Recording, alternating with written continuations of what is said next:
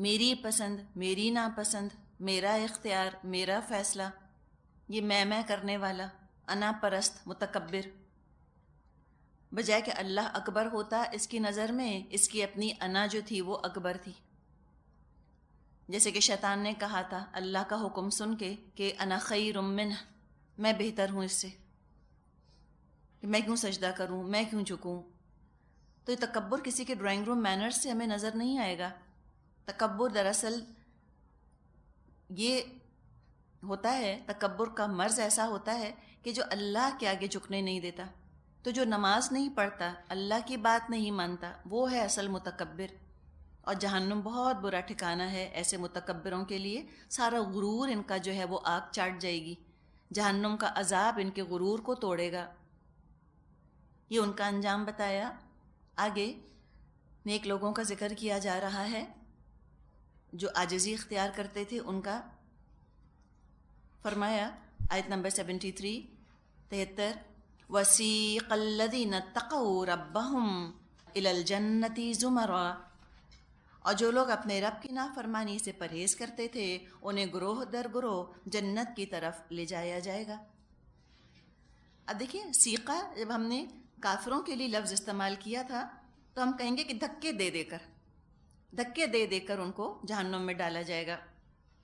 اور سیق الذین اتقوا ربہم، اس میں کیا ہوگا کہ ایسی ان کی عزت افزائی ہوگی جنتیوں کی، ایسے ان کو ویلکم کیا جائے گا، ایسے آنر کیا جائے گا کہ لوگ ان کے آگے آگے نہیں چلیں گے بلکہ پیچھے کھڑے ہو کر انتہائی ادب سے، لحاظ سے، تمیز سے ان کو راستہ دکھایا جائے گا کہ آپ تشریف لے چلیے. جیسے کسی کی بہت عزت کرنی ہوتی ہے، کسی کا مقام نظروں میں بہت اعلیٰ ہوتا ہے تو لوگ ان کے سامنے کھڑا ہونا پسند نہیں کرتے کہ ہم آگے چلیں اور ان کو اپنے سے پیچھے رکھیں، بلکہ وہ یہ چاہتے ہیں کہ ہم پیچھے رہیں ان کے اور ہم ان کو بتاتے جائیں کہ اب آپ کو کس طرف چلنا ہے. تو یہ بھی یعنی کہ عزت افزائی کا ایک انداز ہوتا ہے. تو ان کو لے جایا جائے گا جنت کی طرف گروہوں کی شکل میں، رواں کیے جائیں گے، وہ لے جائے جائیں گے جنت کی طرف بہت عزت آنر کے ساتھ. کیسے؟ زمرن، گروہ گروہ بنا کر، اپنی اپنی نیکیوں کے لحاظ سے. جیسے کہ جنت کے بھی الگ الگ دروازے ہیں نا، تو الگ الگ دروازوں سے لوگوں کو داخل کیا جائے گا. احادیث میں ہمیں یہ پتہ چلتا ہے کہ جنت کے 8 دروازے ہیں اور ایک ہے اس کا نام ہے باب الریان. جو روزہ رکھنے والے ہیں وہ اس دروازے سے داخل کیے جائیں گے. ایک شخص ہوتا ہے نیک انسان، اللہ سے ڈرنے والا، تو یہ نیکی اور تقوی تو جنتیوں میں مشترک چیز ہوگی. متقی ہوں گے، جو نیک ہوں گے، جنت میں داخل تو وہی ہوں گے، لیکن اس کے بعد ان کی اپنی اپنی کوئی اسپیشلٹی ہوگی، اپنی اپنی کوئی خصوصیت ہوگی. کسی کو سچ بولنا بہت محبوب ہوگا، کسی کو روزے رکھنا بہت محبوب ہوگا، کسی کو جہاد کرنا بہت محبوب ہوگا. تو جس کی جو خصوصیت ہوگی، خصوصیت کے ساتھ جس نے جو کام کیا ہوگا، اسپیشلائز کر لیا ہوگا، تو اس کو اپنی اسپیشلٹی کے لحاظ سے پھر گروہوں کے اندر ہو سکتا ہے کہ تقسیم کیا جائے، اور اپنی اپنی نیکیوں کے معیار کے حساب سے ایک اعلیٰ ترین درجے کے ہوں گے. ایک انبیاء کا گروہ ہوگا، ایک صدیقین کا ہوگا، ایک صالحین کا ہوگا، کوئی شہداء کا گروہ ہوگا. تو اپنے اپنے گروہوں میں وہ بٹے ہوئے ہوں گے اور وہ لے جائے جا رہے ہوں گے آنر کے ساتھ، عزت کے ساتھ. حتی اذا جاؤوها، یہاں تک کہ جب وہ وہاں پہنچیں گے. وفتحت ابوابها، اور اس کے دروازے پہلے ہی کھولے جا چکے ہوں گے، یعنی کہ ان کو انتظار کی زحمت بھی نہیں دی جائے گی کہ آپ انتظار کیجئے اور اب جنت کے دروازے کھلنے والے ہیں. اتنا سا ویٹنگ پیریڈ بھی نہ ہوگا ان کے لیے. کسی جگہ انسان جاتا ہے تو وہاں ٹکٹ اس کے ہاتھ میں ہو اور اگر انتظار کرنا پڑے اس میں بھی کوفت اٹھانی پڑتی ہے. تب ٹکٹ تو ہے ان کے ہاتھ میں، تیار ہے. جیسے کہ آپ کسی فلائٹ کے لیے جا رہی ہوتی ہیں، ٹرانزٹ لاؤنج میں بیٹھ کر انتظار کتنا بھاری پڑتا ہے انسان کے اوپر. تو ان کو انتظار کی زحمت بھی نہیں اٹھانی پڑے گی. وہ وہاں جائیں گے، دروازے اس کے پہلے سے ہی کھلے ہوئے ہوں گے. وَفُتِحَتْ أَبْوَابُهَا، اور کھولے جا چکے ہوں گے اس کے دروازے ان کو ویلکم کرنے کے لیے، خوش آمدید کہنے کے لیے،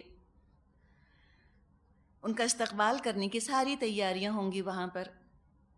وَقَالَ لَهُمْ خَزَنَتُهَا، اور اس کے منتظمین ان سے کہیں گے سلام علیکم، سلام تم پر، سلامتی تم پر، ویلکم کیا جائے گا، سلام کیا جائے گا، استقبال ان کا سلام سے ہوگا۔ اس لیے کہ ایمان والوں کا مجلسی کلمہ ایک دوسرے کو گریٹ کرنے کا، خوش آمدید کہنے کا کلمہ ہی یہ ہوتا تھا۔ سیلیوٹیشنز، گریٹنگز ان کی ہوتی تھیں، السلام علیکم، سلام تم پر۔ تو وہ بھی کہیں گے سلام علیکم، سلامتی تم پر۔ یہ سلام نکرہ آ رہا ہے، دو پیش کی تنوین ہے اس کے اوپر، تو یہ معمولی چیز کے لیے نہیں ہے، یعنی کہ یہ مکمل سلامتی، ہر طرح کی سلامتی ہی سلامتی ہے۔ شیطان کے حملوں سے بھی تم سلامت رہو گے، نفس کی شرارتوں سے بھی سلامت رہو گے، ایک دوسرے کی طرف سے بھی تکلیف نہ پہنچے گی، فرشتے بھی تم پر کوئی عذاب لے کر نہ آئیں گے، اللہ کی طرف سے بھی تم پر کوئی آزمائش نہ آئے گی، سلامتی ہی سلامتی۔ سلام علیکم، مکمل سلامتی کی جگہ ہے جنت۔ طبتم، بہت اچھے رہے تم، طبتم اتنا پیارا لفظ ہے، بڑے خوشحال رہے بھائی۔ ایک پیٹ نہیں ٹھوکی جاتی، جیسے آپ نے دیکھا ہوگا جو کھیلوں میں حصہ لینے والے کھلاڑی ہوتے ہیں اور جب وہ پہلی پوزیشن حاصل کر لیتے ہیں تو کیسے ان کے کوچ ان کی پیٹھ تھپ تھپاتے ہیں نا، کیسے شاباشیاں دی جاتی ہیں ان کو اور کیا ان کی تعریفیں کی جاتی ہیں، تو یوں لگ رہا ہے جیسے کہ ان کو شاباشیاں دی جا رہی ہوں گی کہ شاباش، بہت اچھا کیا، بڑے اچھے کام کر آئے، بڑی ہمت کی، بڑی محنت کی تم نے۔ اب آپ سوچیں کہ آپ سے یہ کہا جا رہا ہے سلام علیکم طبتم، سلامتی آپ کے اوپر، بہت اچھی رہی آپ، شاباش، بہت اچھے کام کر آئی ہیں، بہت اچھا کیا آپ نے۔ جب سوچ کر ہمیں اتنی خوشی ہوتی ہے، تو جب وہاں انشاءاللہ اللہ نے اگر اپنی رحمت سے پہنچا دیا تو سوچیں نا ہماری خوشی کا کیا حال ہوگا۔ واقعی حقیقت ہے، حدیث میں جو مضمون آتا ہے کہ جنتی اتنے خوش ہوں گے، اتنے خوش ہوں گے جنت کو دیکھ کے کہ خوشی سے مرنا اگر ممکن ہوتا تو خوشی سے مر جاتے، خوشی سے دل پھٹ جاتے ان کے، اتنے وہ خوش ہوتے۔ تو ایسی جگہ ہے جس کے لیے ہمیں محنت کرنے کی ضرورت ہے اور محتاط رہنے کی ضرورت ہے۔ چھوٹے چھوٹے گناہوں سے، معمولی معمولی غلطیوں سے بھی حتی الامکان اپنے آپ کو انسان پاک رکھے اور بڑے بڑے گناہوں سے اپنے آپ کو دور رکھے اور محنت کر لے، تھوڑی سی محنت کر لے، انشاءاللہ انجام یہ اگر ہوا تو سارے دکھ، سارے غم انسان بھول جائے گا۔ تو وہ کہیں گے سلام علیکم طبتم، سلام ہو تم پر، بہت اچھے رہے تم، بڑے خوشحال ہو تم بھائی، بہت اچھے رہے، ویری گڈ، بہت اچھا کیا۔ تو یابا اس کا مادہ ہے طبتم کا، توبہ، توبہ لہم پہلے بھی ہم پڑھ چکے ہیں، جنت کے ایک درخت کا بھی نام ہے توبہ، مطلب ہوتا ہے خوشحال، پاکیزہ، خوش رہو، خوش ہو، تو سب اچھے اچھے معنی ہیں اس کے۔ طوبیٰ للغرباء یہ لفظ بھی آتا ہے حدیث میں، کہ آپ صلی اللہ علیہ وسلم نے فرمایا کہ بدأ الاسلام غریباً، اسلام جب شروع ہوا تو بالکل اجنبی تھا، سیعود کما بدأ غریباً، ان قریب یہ دوبارہ ایسے ہی اجنبی ہو جائے گا، اسٹرینجر ہو جائے گا لوگوں کے لیے۔ پھر آپ نے فرمایا فطوبیٰ للغرباء، تو مبارکباد ہے اجنبی ہونے والوں کے لیے، یعنی جب معاشرے کے اندر برائیاں، گناہ اور بدعتیں عام ہو جائیں اور اس میں اگر کچھ لوگ دین کو دوبارہ سے تازہ کرنے کی محنت کریں، تازہ کرنے کے لیے کوششیں کریں، اور اس کوشش کے نتیجے میں اپنے معاشرے میں اجنبی ہو جائیں، لوگ ان کو برا بھلا کہنے لگ جائیں، سوشل آؤٹ کاسٹ بن جائیں، تو نبی اکرم صلی اللہ علیہ وسلم نے خوشخبری دی ہے، فرمایا کہ طوبیٰ للغرباء، تو مبارکباد ہے ایسے لوگوں کے لیے۔ تو کیا پتہ ایسے بھی کچھ لوگ ہوں، ایک گروہ ان کا بھی ہو کہ جنہوں نے فتنوں کے زمانے میں اصل دین کو تھام کے رکھا تھا اور دوسروں کو بھی بتانے کی کوشش کی تھی، تو وہ محنت مشقت والی زندگی سب چلی گئی اور اب تو عیش ہی عیش ہیں۔ کہہ دیا جائے گا فادخلوہا خالدین، داخل ہو جاؤ اس میں ہمیشہ کے لیے، ہمیشہ ہمیشہ کے لیے، بس اب تم یہاں پر داخل ہو، اب مزے کرو۔ تو کیا کہیں گے لوگ جو داخل ہوں گے؟ وَقَالُوا الْحَمْدُ لِلَّهِ الَّذِي صَدَقَنَا وَعْدَهُ وَأَوْرَثْنَا الْأَرْضَ نَتَبَوَّأُ مِنَ الْجَنَّةِ حَيْثُ نَشَاءُ فَنِعْمَ أَجْرُ الْعَامِلِينَ۔ جنت میں داخل ہونے والے کہیں گے کل شکر کل تعریف اللہ کے لیے ہے. عادت تھی نا ان کو، ہر نعمت پر وہ الحمدللہ کہتے تھے، اٹھتے بیٹھتے غیر شعوری طور پہ ان کی زبانوں سے اللہ ہی اللہ نکلا کرتا تھا، اس لیے کہ ان کے سوچ اور ان کے جذبات اور ان کے دل اور دماغ میں اللہ بسا رہتا تھا ہر وقت. تو بغیر کوشش، بغیر ایفرٹ کے بھی بس ریفلیکسولی ان کی زبان پر اللہ کا نام آتا رہتا تھا دنیا میں بھی. اور یہ صفت آتی ہے جنتیوں کی کہ جیسے دنیا میں لوگوں کا سانس جاری ہے، یعنی بغیر محنت کے، بغیر ایفرٹ کے ہم سانس لیتے رہتے ہیں نا، ایسے جنتیوں کی زبان پر اللہ کی حمد جاری رہے گی، یعنی مسلسل اللہ کی وہ تعریف کرتے رہیں گے. تو جب جنت کا داخلہ ہو جائے گا، داخل ہوتے ہی کہیں گے الحمدللہ، کل شکر کل تعریف اللہ کی، الذی صدقنا وعدہ، وہ رب جس نے کہ ہم سے اپنا وعدہ سچا کر دیا. اللہ نے فرمایا تھا نا کہ جو ایمان لائیں گے اور نیک عمل کریں گے وہ جنت میں جائیں گے، تو آج اللہ نے اپنا وعدہ ہم سے پورا کیا اور ہم کو زمین کا وارث بنا دیا. وَأَوْرَثْنَا الْأَرْضَ نَتَبَوَّأُ مِنَ الْجَنَّةِ حَيْثُ نَشَاءُ. اب ہم جنت میں جہاں چاہیں اپنی جگہ بنا سکتے ہیں، بس بہترین اجر ہے کس کے لیے؟ نعم اجر بتائیے، عاملین عمل کرنے والوں کے لیے اجر ہے. یہاں یہ بات نہیں فرمائی کہ تمنا کرنے والوں کے لیے اجر ہے، یہ بات نہیں، خواہش کرنے والوں کے لیے نہیں، عمل کرنے والوں کے لیے. اب یہ جو بات یہاں فرمائی کہ ہم کو زمین کا وارث بنایا، ہم جہاں چاہتے ہیں ٹھکانہ اپنے لیے بنا لیتے ہیں، تو یوں محسوس ہو رہا ہے کہ وہ جو جنت ہوگی اس کا لینڈسکیپ کچھ ایسا ہی ہوگا جیسے ہماری دنیا کا ہے. یعنی کہ ہو سکتا ہے وہاں پہاڑ ہوں، جنات تو ہم نے سنا ہی ہے، اور ہم نے پھر پھلوں کا ذکر تو ہم نے اس میں پڑھا ہی ہے. اب اس سے ہمیشہ ایک واقعہ یاد آتا ہے، اورثنا الارض سے. ایک ہماری جاننے والی ہیں، انہوں نے پردہ شروع کیا، حجاب شروع کیا. وہ گھومنے پھرنے کی بہت شوقین ہیں، بہت ادھر ادھر دنیا میں گھومتی پھرتی رہیں. اب یہ شروع کر دیا. تو ایک دن بہت حسرت سے کہہ رہی تھیں کہ مجھ کو سوئٹزرلینڈ جانے کا بہت شوق ہے اور اب تو بہت مشکل ہے کہ میں جاؤں. تو ان سے کہا کہ بھئی جنت میں آپ چلی جائیے گا سوئٹزرلینڈ. تو انہوں نے کہا اچھا کہ جنت میں سوئٹزرلینڈ ہوگا، بتائیے ہوگا؟ ہمیں کیا لگتا ہے، ہم کہتے ہیں لو سوئٹزرلینڈ وہ کیا، جنت تو کوئی ایسی جگہ ہوگی، مسجدیں ہیں اور درس ہیں اور ہم بیٹھ کے بس وہاں پہ درس سنیں گے اور دوپٹے لپیٹ کے اللہ اللہ کریں گے. یہ خیال آتا ہے. تو کیوں نہیں ہوگا؟ جب دنیا میں سوئٹزرلینڈ ہو سکتا ہے تو جنت میں نہیں ہوگا؟ اس سے بھی اچھا ہوگا، اس سے بھی خوبصورت ہوگا. چڑھ جائیے گا ایلپس کے اوپر جا کر، جو جی چاہے کریں، جہاں چاہیں ٹھکانہ بنائیں، کوئی پرابلم نہیں کہ کوئی حجاب گھسیٹے آپ کے سر کے اوپر سے، یا نماز پڑھنے پر آپ کو جیل میں بند کر دے، یا اللہ کا نام لینے پر وہ ناراض ہو. کوئی پرسیکیوشن نہیں، اس لیے کہ پرسیکیوٹ کرنے والے تو اپنا انجام بھگت رہے ہیں، وہ گئے جہنم کے اندر سب کے سب.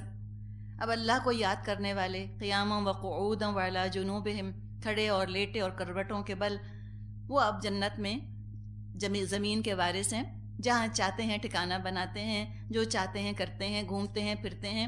خوب ٹورزم ہوگا جنت کے اندر. آپ کے جو ہیں وہاں پر ٹورز ہوں گے، جائیے گا، گھومیے گا، پھریے گا، جو جی چاہے کریں انشاءاللہ تعالی. تو یہ فرما دیا کہ کتنا اچھا اجر ہے نا عمل کرنے والوں کے لیے. تو فی الحال انسان جتنا اپنا وقت لگا سکے، کھپا سکے، نیکیوں میں لگا دے، ارمان آرزویں چھوڑ دے.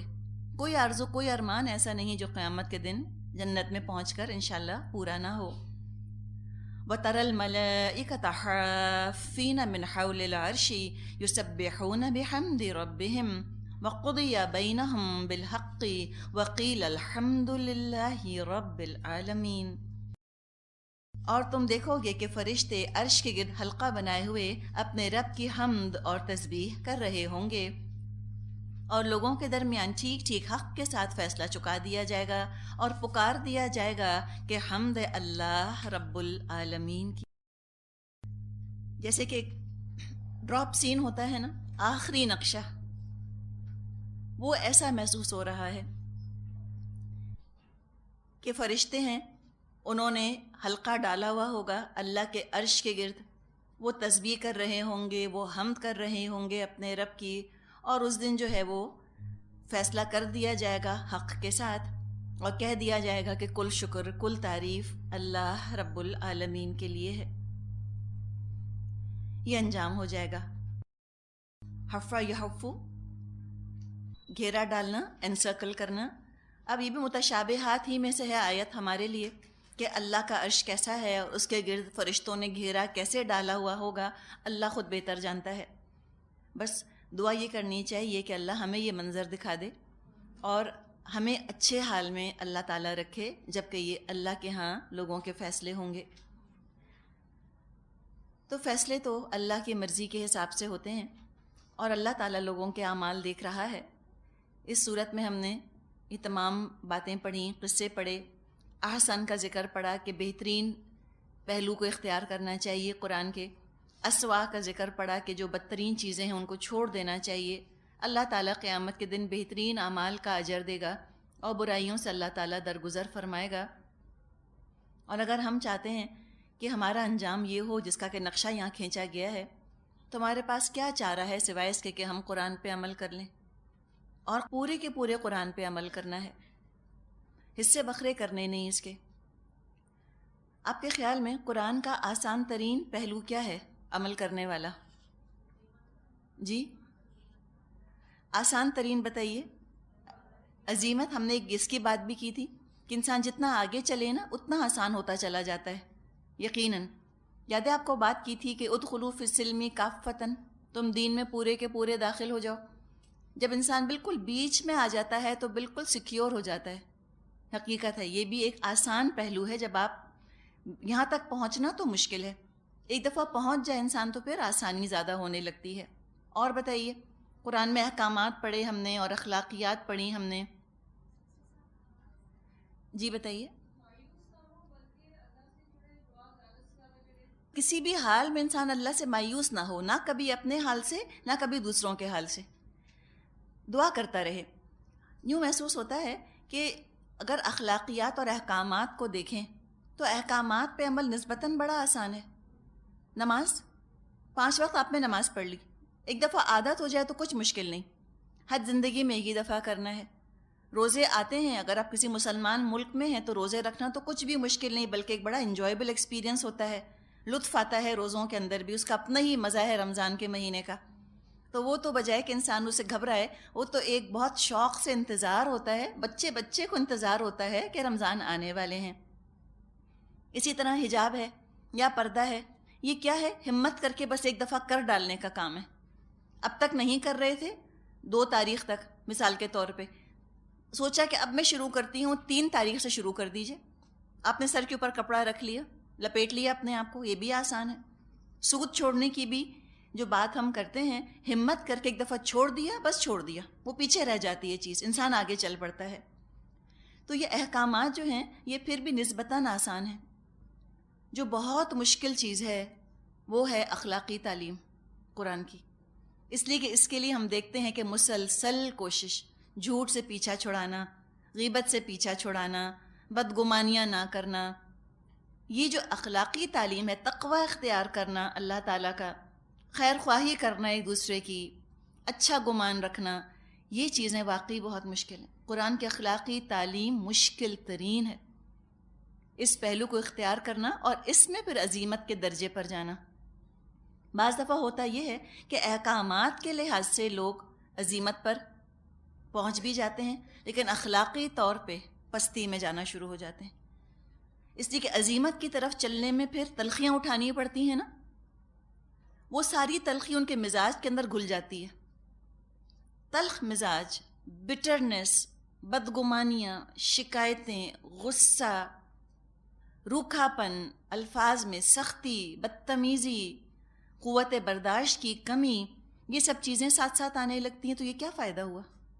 یہ کیا فائدہ ہوا بتائیے؟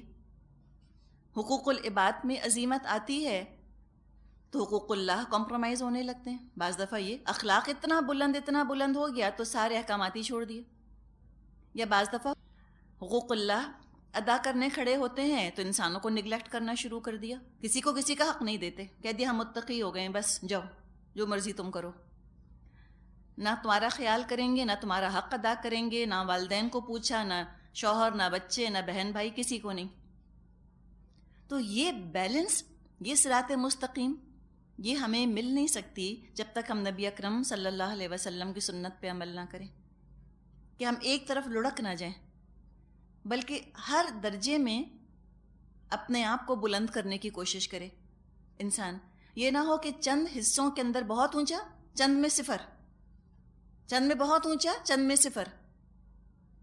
ایسا آپ کسی کے، اگر آپ مارک شیٹ دیکھیں کسی بچے کی، کہ کچھ میں تو 100، کچھ میں 0، کچھ میں 100، کچھ میں 0، تو یہ کیا بات ہوئی؟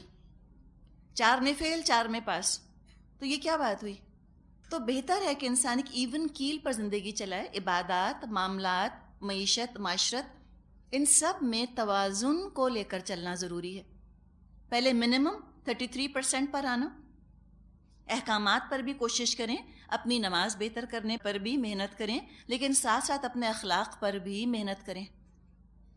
اگر دل کے اندر کوئی ہمیں فیلنگز آتی ہیں، اس کو کنٹرول کرنے کی کوشش، وہ صبر کے ذریعے ہوگا نا. صبر ہی وہ چیز ہے جو انسان کو اخلاق کے اعلیٰ درجوں پر بھی لے کر چلتی ہے، اور صبر ہی وہ چیز ہے جو انسان کو عبادات میں بھی اعلیٰ درجوں کے اوپر لے کر چلتی ہے. اور صبر کا ذکر تو ہم نے پڑھا ہی بہت ہے قرآن میں. جنت میں تو داخلہ ہوگا ہی بما صبر ہو، بوجہ تمہارے صبر کے. جو انہوں نے صبر کیا ہوگا تو اللہ تعالیٰ انشاءاللہ تعالیٰ اس کا اجر دے گا. والآخر دعوانا ان الحمد للہ رب العالمین. سبحانک اللہم و بحمدک نشہد ان لا الہ الا انت نستغفرک و نتوب الیک. السلام علیکم ورحمۃ اللہ وبرکاتہ.